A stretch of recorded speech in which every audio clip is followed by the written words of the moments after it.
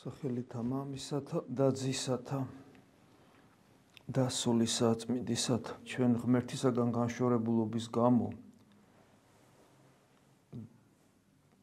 ეს არასოდეს უნდა დავივიწყოთ ღმერთთან ყოფნის უნარი დაკარგული გვაქვს და ვიმყოფებით ცოდვაში, რომელიც ნიშნავს ჩვენი ბუნების დაზიანებასაც. პირველ მშობელთა ცოდვა ქვია ამას, რომელიც გენეტიკურად გადმოგვეცა.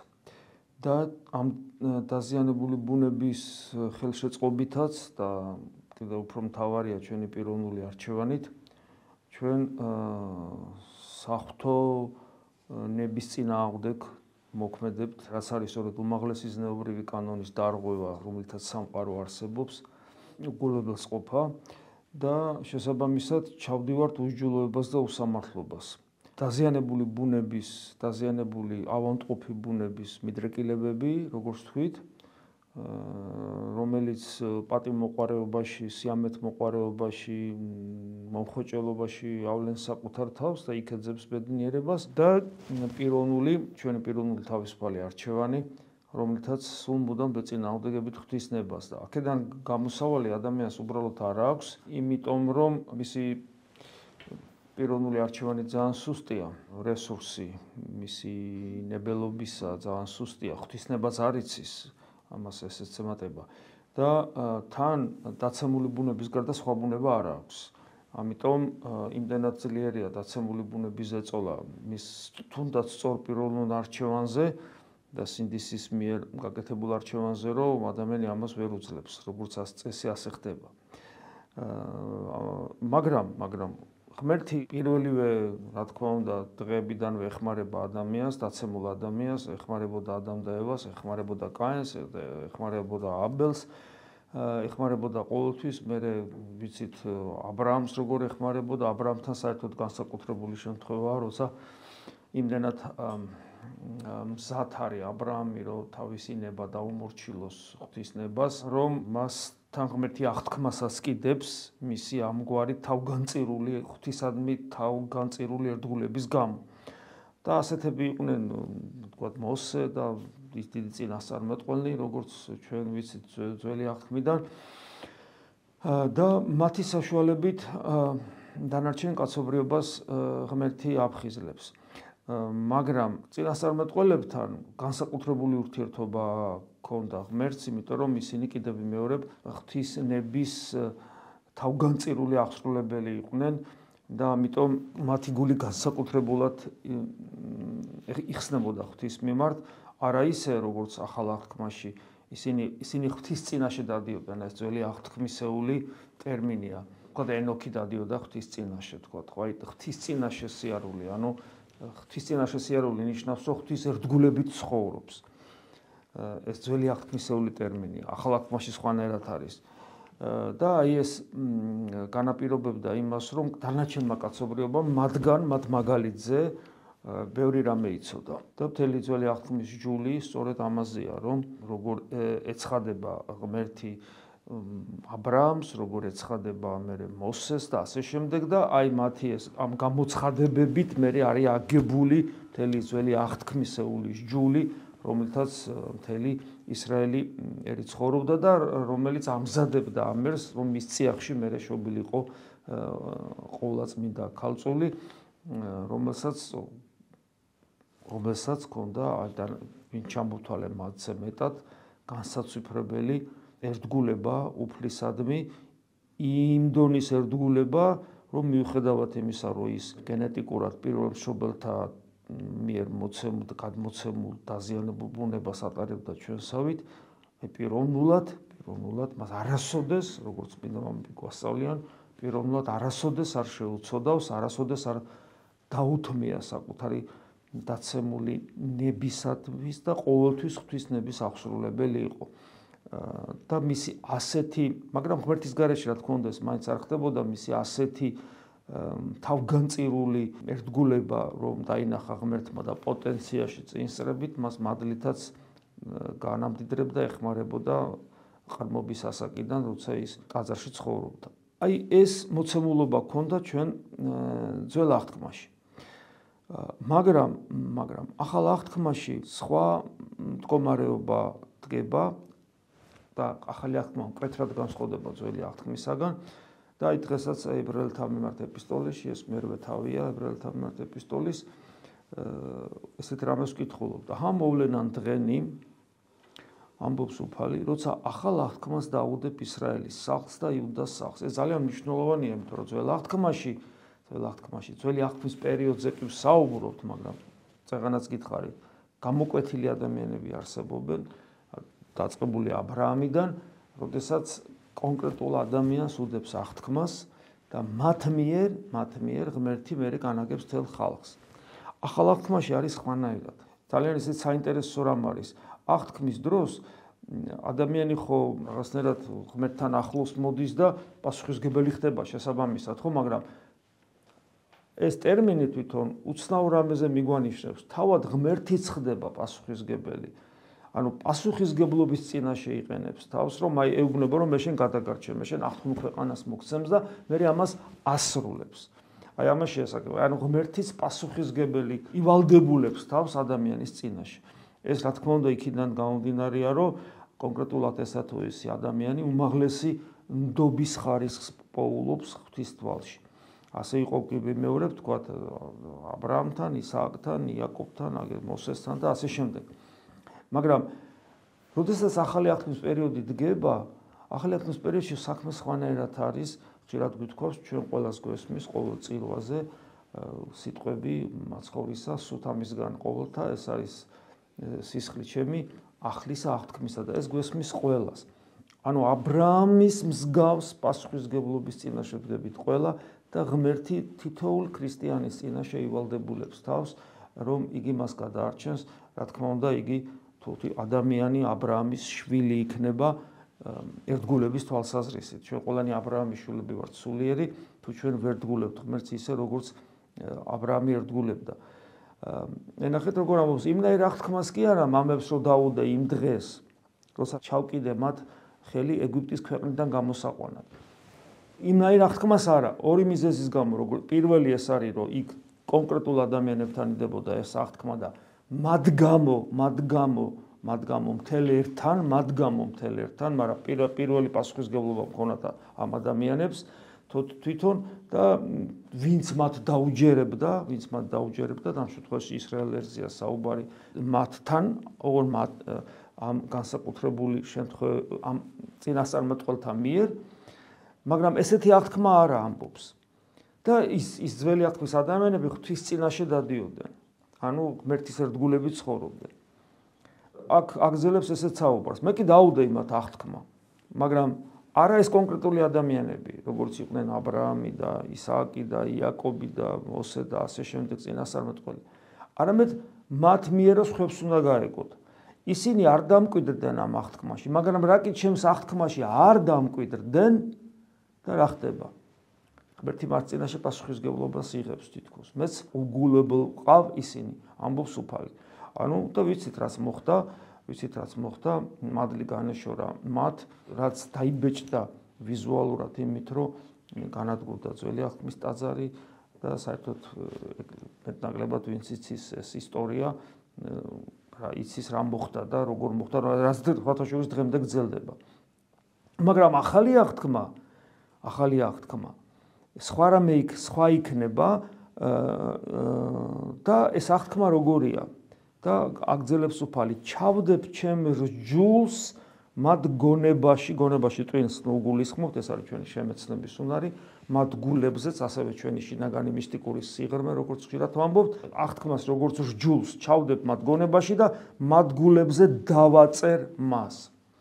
აქ მინიშნება არის სწორედ უკვე შინაგან ცხოვრებას, როცა ადამიანი ღვთის ტაძარი ხდება და სხვანაირად შეუძლებელია ქრისტეს ღმერთობის მიღება, სხვანაირად შეუძლებელია და ადამიანი იმ მდგომარეობიდან რომ აი ღვთის წინაშე დადიოდა, ანუ ღვთის წინაშე ცხოვრობდა და ღმერთი მის წინაშე იყო და თვითონ ღმერთის წინაშე და ღმერთის ერთგულებით ცხოვრობდა, აი ამ მდგომარეობიდან ხდება სხვა მდგომარეობაში მოყვანა ადამიანის, რომ ღმერთი შედის ადამიანში ახალი აღთქმის პერიოდში ღვთის განკაცების გამო, ამაზე ბევრი გვისაუბრი, აღარ გავაგრძელებ, რომ ღმერთმა ადამიანური ბუნება მიიღო, ადამიანური ბუნება განაღმთო და ღვთაებრივი თვისებების მატარებელი გახადა და გვიწილადებს ჩვენ ეკლესია არის იმ ადამიანთა ერთობა, რომელიც ქრისტეს მსგავსი ადამიანები არიან, ანუ მათი შინაგანი სამყარო იხსნება და მათში ღმერთი შეიძლება დამკვიდრდეს და ამაზეა საუბარი.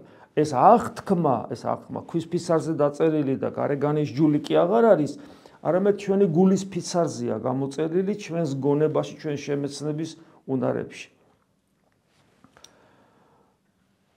ეს ნიშნავს იმას, რომ დაწყებული იქიდან, რომ ჩვენ ქრისტეს ღმერთობის რწმენა გვაქვს, ყოველივე რასაც ჩვენ სულიერ ცხოვრებაში აღვასრულებთ, ის რომ ჩვენ ეკლესიაში ღმერთს ვხედავთ, ყოველდღიურობაში რომ ჩვენ მოტივირებული ვართ ღმერთი ვეძებოთ, ეს ყველაფერი არის მადლის შედეგი.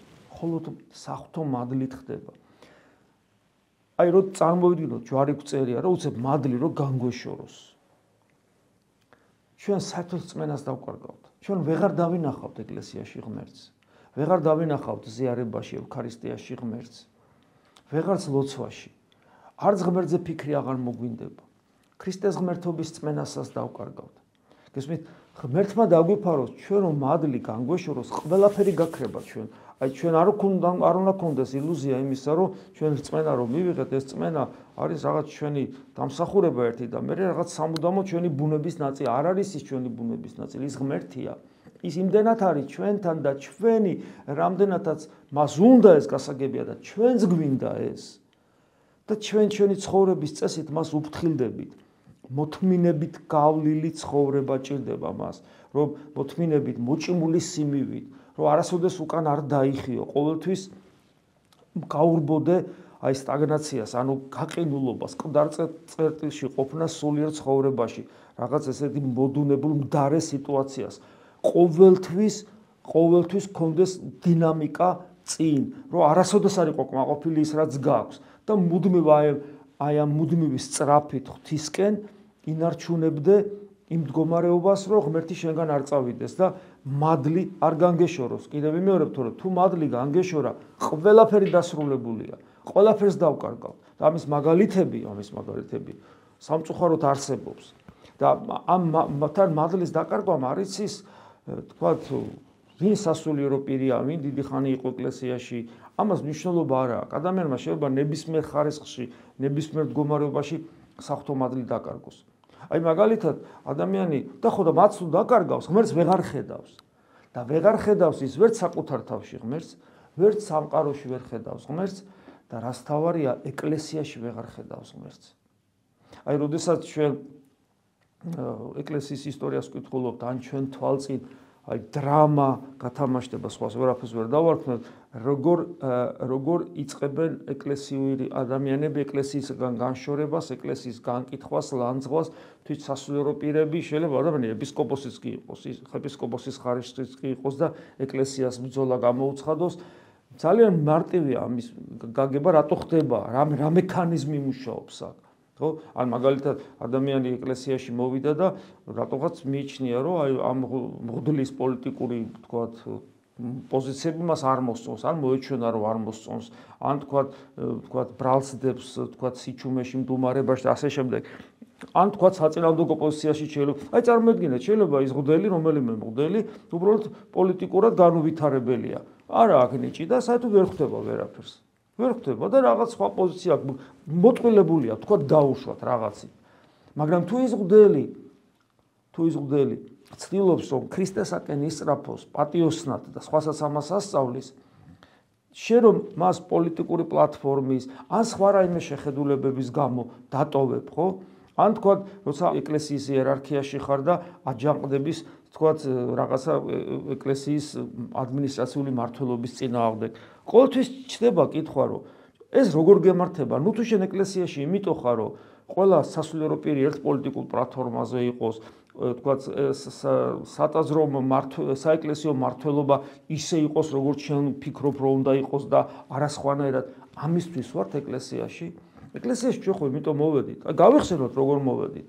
რომ ვინმე მღვდელი მოგვეწონა, ვინმე მღვდლის რაღაც აზრები გავითავისეთ, თქვა ამ ქვეყნიური საათივით მუშაობა სულაც არ გვინდა ჩვენ. ჩვენ გვინდა სიცოცხლე და არა იდეალურად გამართული მექანიზმის მუშაობა. იდეალურად გამართულად მესამე რეიხის, ესე იგი, სისტემა მუშაობდა ის მაშინდელი მთავრობა გერმანიაში ფაშისტური. იდეალური საათივით აწყობილი მუშაობა. ჩვენ ეს კი არ გვინდა, ჩვენ სიცოცხლე გვინდა, ჩვენ სიცოცხლისთვის მოვედით. ჩვენ ქრისტე დავინახეთ ეკლესიაში, ქრისტე დავინახეთ სინანულში, აღსარებაში, ნათლისღებაში, ზიარებაში, ევქარისტიულ მსახურებაში, ლიტურგიულ მსახურებაში ზოგადად.